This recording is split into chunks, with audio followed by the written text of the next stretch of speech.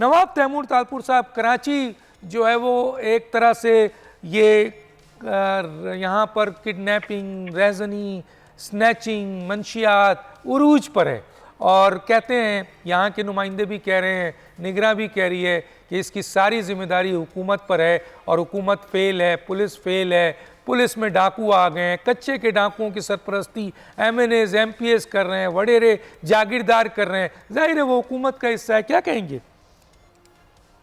बहुत बहुत शुक्रिया।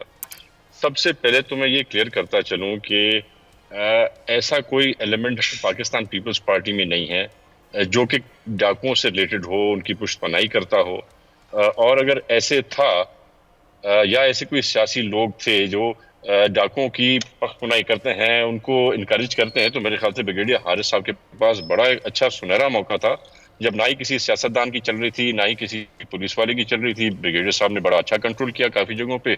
उसके साथ साथ सारी मिलिट्री एस्टैब्लिशमेंट भी उनकी सपोर्ट में थी। तो ये क्यों ऐसा गोल्डन चांस मिस कर दिया हारिस साहब ने कि इतने सुनहरी मौका मिलते भी ऐसे लोग नहीं बड़ा अहम पॉइंट है, बहुत अहम पॉइंट है, बहुत अहम पॉइंट है, बिल्कुल।